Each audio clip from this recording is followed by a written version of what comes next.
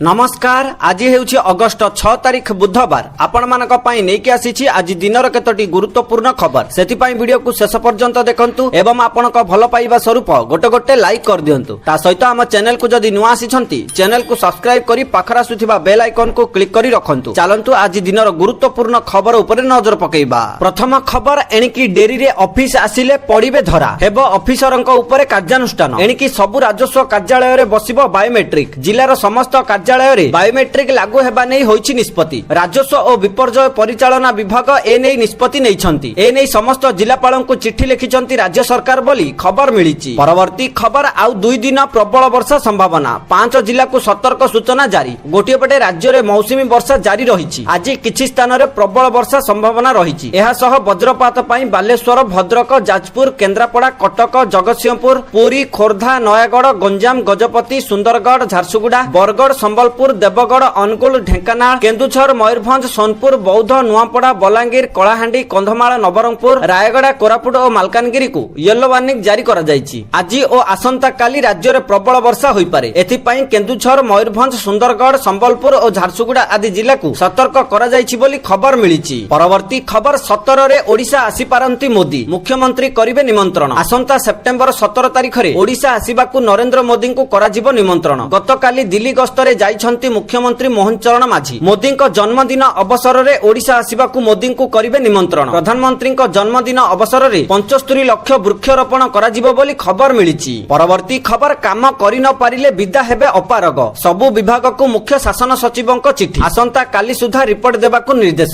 गोटिए पटे सरकारक नियम अनुसार काम करि न पारिले विदा हेबे सरकारी बाबू। सचिव स्तरीय बैठक रे निष्पत्ति कार्यकारी नै रिपोर्ट मागिले मुख्य शासन सचिव। केउ विभाग रे केते अधिकारी और कर्मचारी अपारग अछंती सेमानक तथ्य मगा जायछि। एनै समस्त विभाग को मुख्य शासन सचिवक दफ्तर रु चिट्ठी करा जायछि। आसंता काली सुधा समस्त तथ्य सरकारन को देबाकू निर्देश दिया जायछि। एही चिट्ठी रे उल्लेख करा जायछि जे समस्त अधिकारी एवं कर्मचारी कार्यशैली रो टिकिनिखि समीक्षा करा जिवो। जेउ माने सरकारक नियम अनुसार कार्य संपादन करूनाहंती तथा अपारग बोली विवेचित हेबे सेमानकु विदा करा जिवो। साधारण प्रशासन विभाग रो 2019 सेप्टेम्बर 24 रो सर्कुलर अनुसार संपृक्त अपारग अधिकारी को चाकरी बाध्यतामूलक अवसर प्रदान करा जिवो बोली खबर मिलिछि। परवर्ती खबर पुणी श्रीमंदिर रु धरा हैला हिडन कैमेरा युक्त चश्मा। पश्चिम द्वार निकटरू धरा पड़िला हिडन कैमेरा। पश्चिम बंगर जणे भक्त को धरिला सिंहद्वार थाना पुलिस। चश्मा रे हिडन कैमेरा लगाई प्रवेश करुथिले। युवकन को अटक रखिबा सह मोबाइल जब्त करी जांच करिछि पुलिस। गत 2 दिन तळे गुजरात रो जणे व्यक्ति मध्य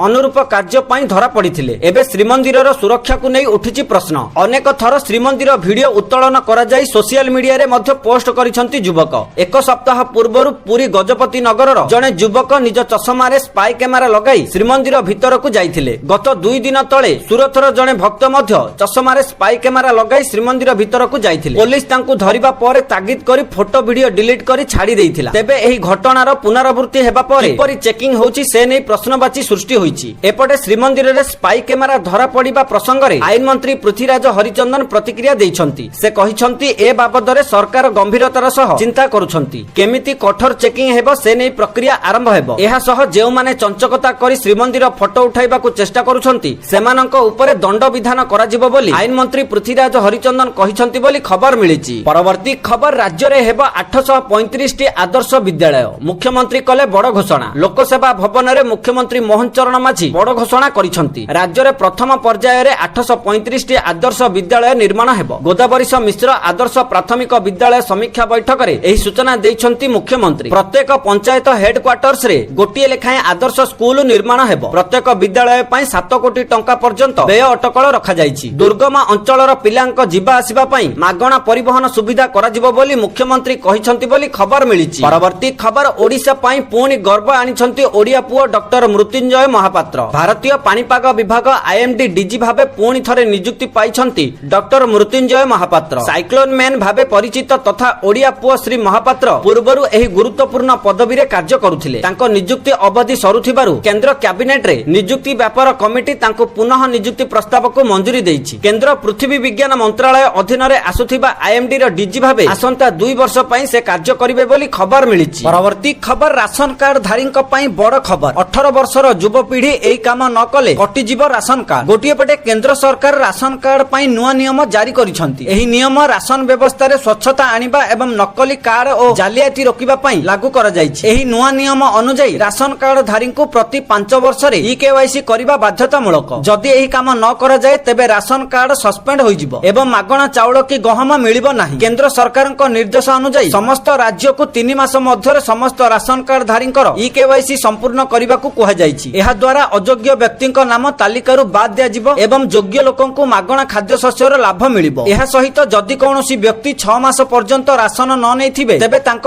କାର୍ଡ ସାମୟିକ ଭାବେ ସସ୍ପେଣ୍ଡ କରିଦିଆଯିବ। ତେବେ ଉପଯୁକ୍ତ ଡକ୍ୟୁମେଣ୍ଟ ଜମା କଲା ପରେ ଏହା ପୁନଃ ସକ୍ରିୟ କରାଯିବ। ନୂଆ ନିୟମ ଅନୁସାରେ ଏଣିକି 18 ବର୍ଷରୁ କମ ବୟସର ବ୍ୟକ୍ତିଙ୍କୁ ରାସନ କାର୍ଡ ମିଳିବ ନାହିଁ। ତା ସହିତ 5 ବର୍ଷରୁ କମ ବୟସର ଶିଶୁଙ୍କ ପାଇଁ ଆଧାର କାର୍ଡ ଜମା କରିବା ଆବଶ୍ୟକ ଏବଂ 5 ବର୍ଷ ପୂର୍ଣ୍ଣ ହେବା ପରେ 1 ବର୍ଷ ମଧ୍ୟରେ ତାଙ୍କର ଇକେୱାଇସି କରାଯିବା ଜରୁରୀ। ଯଦି କୌଣସି ବ୍ୟକ୍ତିଙ୍କର 2ଟି ରାଜ୍ୟରେ ରାସନ କାର୍ଡ ରହିଛି ତେବେ ଯାଞ୍ଚ ପରେ ଗୋଟିଏ ରଦ୍ଦ କରାଯିବ ବୋଲି କେନ୍ଦ୍ର ସରକାର ନୂଆ ନିୟମ ଜାରି କରିଛନ୍ତି ବୋଲି ଖବର ମିଳିଛି। ପରବର୍ତ୍ତୀ ଖବର ସୁଭଦ୍ରା ଟଙ୍କାକୁ ନେଇ ବଡ ଅପଡେଟ୍ ଦେଲେ ଉପମୁଖ୍ୟମନ୍ତ୍ରୀ ପ୍ରଭାତୀ ପରିଡା। ଅଗଷ୍ଟ 9ରେ ଏମାନଙ୍କୁ ମିଳିବନି ସୁଭଦ୍ରା ଟଙ୍କା। ଗୋଟିଏ ପଟେ ଓଡ଼ିଶା ସରକାର ଯୋଗ୍ୟ ମହିଳାଙ୍କୁ 2ଟି କିସ୍ତିରେ 10,000 ଟଙ୍କା ପ୍ରଦାନ କରିଛନ୍ତି। ଆସନ୍ତା 9 ତାରିଖ ଅର୍ଥାତ ରାକ୍ଷୀ ପୂର୍ଣ୍ଣିମା ଦିନ ତୃତୀୟ କିସ୍ତି 5,000 ଟଙ୍କା ଯୋଗ୍ୟ ମହିଳାଙ୍କୁ ମିଳିବ। କିନ୍ତୁ ତୃତୀୟ କିସ୍ତିରେ ମଧ୍ୟ ଅନେକ ହିତାଧିକାରୀଙ୍କ ବ୍ୟାଙ୍କ ଖାତାକୁ ସୁଭଦ୍ରା ଟଙ୍କା ଆସିବ ନାହିଁ। କାରଣ ଯେଉଁ ମହିଳାମାନଙ୍କର ବ୍ୟାଙ୍କ ଖାତାରେ ଇକେୱାଇସି ହୋଇନଥିବ, ମୋବାଇଲ ନମ୍ବର ଲିଙ୍କ ହୋଇନଥିବ ଏବଂ ଡିବିଟି ଲିଙ୍କ ହୋଇନଥିବ ସେମାନଙ୍କୁ ଆସନ୍ତା 9 ତାରିଖରେ ସୁଭଦ୍ରା ଟଙ୍କା ମିଳିବ ନାହିଁ। ଯଦି ଆପଣଙ୍କର ବ୍ୟାଙ୍କ ଆକାଉଣ୍ଟରେ ଭୁଲ ଆଧାର ତଥ୍ୟ ଦିଆଯାଇଥିବ ତେବେ ମଧ୍ୟ ଆପଣଙ୍କୁ ସୁଭଦ୍ରା ଟଙ୍କା ମିଳିବ ନାହିଁ। ତା ସହିତ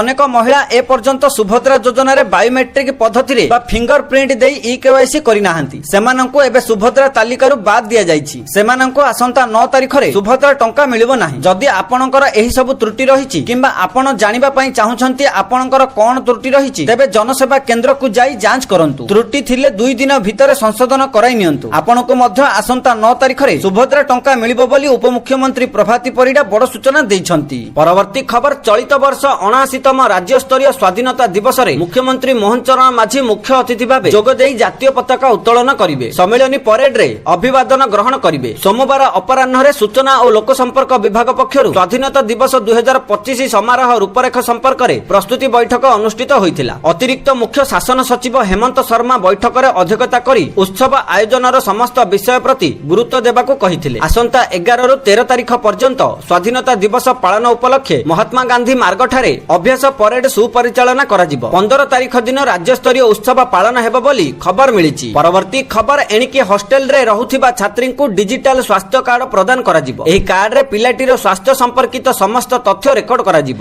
ଏହାକୁ ଆଧାର କରି ତାର ଚିକିତ୍ସା କରାଯିବ। ସୋମବାର ଏପରି ସୂଚନା ଦେଇଛନ୍ତି ବିଦ୍ୟାଳୟ ଓ ଗଣଶିକ୍ଷା ମନ୍ତ୍ରୀ ନିତ୍ୟାନନ୍ଦ ଗଣ୍ଡ। ବିଦ୍ୟାଳୟ ଓ ଗଣଶିକ୍ଷା ବିଭାଗର ଅଧିକାରୀମାନଙ୍କୁ ନେଇ ଅନୁଷ୍ଠିତ ବୈଠକରେ ସ୍କୁଲ ପିଲାମାନଙ୍କର ସ୍ୱାସ୍ଥ୍ୟକୁ କିପରି ଅଧିକ ଗୁରୁତ୍ୱ ଦିଆଯିବ ସେ ନେଇ ଆଲୋଚନା କରାଯାଇଥିଲା। ଛାତ୍ରଛାତ୍ରୀଙ୍କ ସ୍ୱାସ୍ଥ୍ୟ ଅବସ୍ଥାରେ ଉନ୍ନତି ଆଣିବା ପାଇଁ ରାଜ୍ୟ ସରକାର ବିଭିନ୍ନ ପଦକ୍ଷେପ ନେଉଛନ୍ତି। ଛାତ୍ରାବାସ ଛାତ୍ରୀ ନିବାସରେ ରହୁଥିବା ବିଦ୍ୟାର୍ଥୀଙ୍କ ସ୍ୱାସ୍ଥ୍ୟକୁ ଅଧିକ ଗୁରୁତ୍ୱ ଦେଉଛନ୍ତି। ଏଥିଲାଗି ଛାତ୍ରଛାତ୍ରୀଙ୍କ ପାଇଁ ସ୍ୱାସ୍ଥ୍ୟ କାର୍ଡ ଦିଆଯିବ। ଏହି କାର୍ଡରେ ପିଲାଟିର ବିସ୍ତୃତ ସ୍ୱାସ୍ଥ୍ୟ ଇତିହାସ ରହିବ। ଏହା ସମୟ ଅନୁସାରେ ରୋଗ ନିର୍ଣ୍ଣୟ ଓ ଚିକିତ୍ସା କରିବାରେ ସାହାଯ୍ୟ କରିବ ବୋଲି ଗଣମାଧ୍ୟମକୁ ସୂଚନା ଦେଇଛନ୍ତି ମନ୍ତ୍ରୀ ଶ୍ରୀ ଗଣ୍ଡ। ସେ ଆହୁରି ମଧ୍ୟ କହିଛନ୍ତି ଯେଉଁଠି ହଷ୍ଟେଲ ନାହିଁ କିମ୍ବା ଯେଉଁଠି ଅଧା ନିର୍ମାଣ ହୋଇପଡ଼ିଛି ଶୀଘ୍ର କାମ ସାରିବାକୁ କାମ କରୁଥିବା ଏଜେନ୍ସିକୁ ନିର୍ଦ୍ଦେଶ ଦିଆଯିବ ବୋଲି ଖବର ମିଳିଛି। ପରବର୍ତ୍ତୀ ଖବର କଟକରେ ହେବ ତାରକସି ହବ୍। ଗତକାଲି ସିଡିଏ ସେକ୍ଟର 6 ପେଟାନାଳ ରାସ୍ତାରେ କଟକ ତାରକସି ସର୍ବସାଧାରଣ ସୁବିଧା କେନ୍ଦ୍ରର ଭିତ୍ତିପ୍ରସ୍ତର ସ୍ଥାପନ କରାଯାଇଛି। ଉପମୁଖ୍ୟମନ୍ତ୍ରୀ ପ୍ରଭାତୀ ପରିଡା ଏହାର ଶିଳାନ୍ୟାସ କରିଛନ୍ତି। ରାଜ୍ୟ ସରକାରଙ୍କ ଏ ପଦକ୍ଷେପକୁ ତାରକସି ଶିଳ୍ପ ସହ ଜଡ଼ିତ କାରିଗର ବିଶେଷଜ୍ଞ ଓ ସହରବାସୀ ସ୍ୱାଗତ କରିଛନ୍ତି। 8 କୋଟି 80 ଲକ୍ଷ ଟଙ୍କାରେ ପ୍ରାୟ 15,000 ବର୍ଗ ଫୁଟ ଅଞ୍ଚଳରେ ଏହା ନିର୍ମାଣ ହେବ। ଗୋଟିଏ ବର୍ଷ ଭିତରେ ଏହାକୁ ଶେଷ କରିବାକୁ ଲକ୍ଷ୍ୟ ଧାର୍ଯ୍ୟ କରିଛି ପୋଲିସ ହାଉସିଂ କର୍ପୋରେସନ। ଏଠାରେ ପ୍ରାୟ 500 କାରିଗରଙ୍କୁ ନିଯୁକ୍ତି ମିଳିବ। ଯନ୍ତ୍ରାଂଶ ପାଇଁ ଆଉ 5 କୋଟି ଟଙ୍କା ବୟନ ଶିଳ୍ପ ବିଭାଗ ପ୍ରଦାନ କରିବ। ଏହି ଅବସରରେ ବିଧାୟିକା ସୋଫିଆ ଫିରଦୋଷ, ବିଧାୟକ ପ୍ରକାଶ ସେଠୀ, ବରିଷ୍ଠ ପୋଲିସ ଅଧିକାରୀ ସୌମେନ୍ଦ୍ର ପ୍ରିୟଦର୍ଶୀ, ଜିଲ୍ଲାପାଳ ଦତ୍ତାତ୍ରୟ ଭାଉସାହେବ ସିନ୍ଧେ ଓ ସିଏମସି କମିଶନର ଉପସ୍ଥିତ ଥିଲେ। ଚଳିତ ମାସରୁ ଏହାର ନିର୍ମାଣ କାର୍ଯ୍ୟ ଆରମ୍ଭ ହେବ ବୋଲି ଖବର ମିଳିଛି। ପରବର୍ତ୍ତୀ ଖବର ନିଯୁକ୍ତ ହେବେ 70,000 ସିଆଇଏସ୍ଏଫ୍ ଯବାନ। ମୋଦି ସରକାରଙ୍କ ବଡ଼ ନିଷ୍ପତ୍ତି। ଗୋଟିଏ ପଟେ ଭାରତର ଅର୍ଥନୈତିକ ଉନ୍ନତିକୁ ସମର୍ଥନ କରିବା ଓ ସୁରକ୍ଷା ବ୍ୟବସ୍ଥା ମଜବୁତ କରିବା ଲାଗି ଗୃହ ମନ୍ତ୍ରାଳୟ ସେଣ୍ଟ୍ରାଲ ଇଣ୍ଡଷ୍ଟ୍ରିଆଲ ସିକ୍ୟୁରିଟି ଫୋର୍ସ ବା ସିଆଇଏସ୍ଏଫ୍ ର ସଂଖ୍ୟା 1.62 ଲକ୍ଷରୁ ବୃଦ୍ଧି କରି 2.2 ଲକ୍ଷକୁ ଅନୁମୋଦନ କରିଛି। ଆଗାମୀ 5 ବର୍ଷରେ ପ୍ରତିବର୍ଷ 14,000 ନୂଆ କର୍ମଚାରୀ ନିଯୁକ୍ତି ଦେଇ ମୋଟ 58,000 ନିଯୁକ୍ତି ସୁନିଶ୍ଚିତ କରାଯିବ, ଯାହା ନୂଆ ରୋଜଗାର ସୁଯୋଗ ସୃଷ୍ଟି କରିବ। 2024ରେ 13,200 2230 ଜଣଙ୍କୁ ନିଯୁକ୍ତି ଦିଆଯାଇଥିବା ବେଳେ 2025 ରେ 24098 ଜଣଙ୍କ ନିଯୁକ୍ତି ପ୍ରକ୍ରିୟା ଚାଲିଛି। ଏହି ନିଯୁକ୍ତି ଅଭିଯାନ ମହିଳା ପ୍ରାର୍ଥୀଙ୍କୁ ଆକର୍ଷିତ କରିବା ସହ ସିଆଇଏସ୍ଏଫ୍ ରେ ମହିଳା ପ୍ରାତିନିଧ୍ୟ ବୃଦ୍ଧି ପାଇଁ ଉଦ୍ୟମ କରୁଛି। ଏହା ସହ ଏକ ଅତିରିକ୍ତ ବାଟାଲିୟନ ଗଠନ କରାଯିବ, ଯାହା ଆଭ୍ୟନ୍ତରୀଣ ସୁରକ୍ଷା ଓ ଜରୁରୀ ପରିସ୍ଥିତିରେ ସହାୟକ ହେବ ବୋଲି ଖବର ମିଳିଛି।